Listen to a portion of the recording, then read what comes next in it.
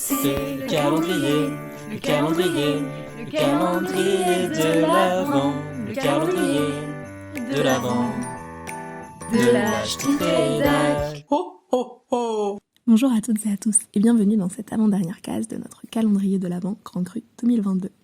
J'aimerais aujourd'hui vous parler un peu de la générosité en période de fête. Pour donner un peu de contexte, j'ai pas mal galéré à trouver un job étudiant au Danemark, alors qu'à part merci, tac, bonjour, hi, et au revoir, hi hi, je ne parle pas un mot de danois. Par un concours de circonstances assez improbable, je me suis donc retrouvée à bosser dans la rue, à alpaguer des passants pour lever des fonds à destination d'organisations de charité danoises. C'est pas tous les jours facile, encore moins en pleine crise, même dans un des pays les plus riches du monde. Mais on m'a rassurée en me disant que la meilleure période de l'année arrivait, Noël.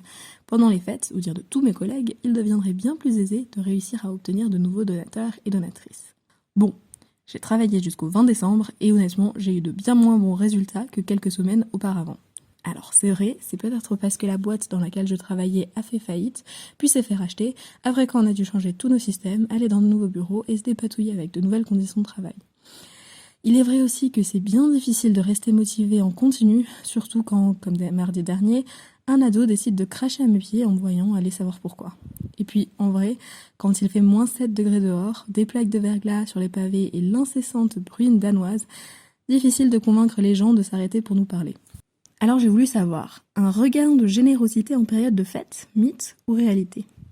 En France, l'organisation France Générosité publie régulièrement un baromètre de la générosité des Français. Et en 2021, 42% des dons se sont faits pendant les 3 derniers mois de l'année.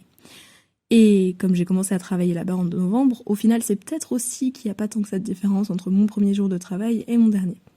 Par contre, de plus en plus, les dons se font par internet, là où il est possible de vérifier toutes les informations de l'association à laquelle on va donner. Et ça par contre, je peux en attester. Difficile de faire signer les passants et les passantes parce qu'elles ont pris l'habitude de vérifier tout ce qu'on leur dit en quelques clics. Et du coup, l'excuse revient tout le temps, je regarderai ça sur mon ordi ce soir, mais t'inquiète pas, je vais donner. Ils ne donnent jamais. Bon, après, tout le monde ne donne pas.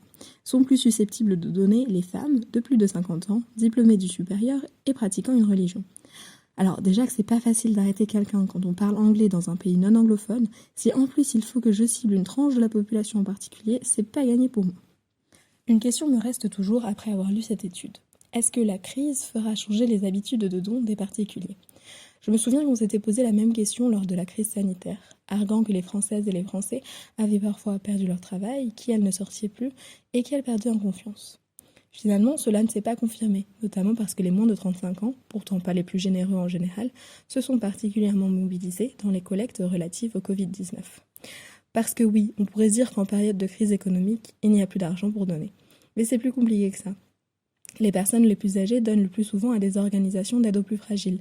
La pauvreté, l'aide à l'enfance ou la recherche médicale sont ainsi les 3 plus grands domaines de dons. Mais les plus jeunes sont plus attentifs et attentives à l'actualité et aux demandes urgentistes. Avec cette année le début de la guerre en Ukraine, une nouvelle crise économique et sociale et de nouveaux signaux alarmants pour le réchauffement climatique, on pourrait à la fin observer un volume de dons constant, voire même en augmentation. Alors de mon côté, je suis ravie d'avoir eu cette expérience et je sais déjà que d'autres prendront ma place. Mais je vais me trouver au plus vite un autre petit boulot à faire la plonge ou à préparer les colis. Parce que je ne suis pas indispensable au final. Avant même que les rois mages donnent de l'or, de l'encens et de la myrrhe lors de la naissance de Jésus, la tradition de la générosité en fin d'année était déjà bien ancrée. Les étrennes romaines en attestent. Je me doute bien que celles et ceux qui le peuvent trouveront bien un moyen de donner aux causes qui leur sont chères.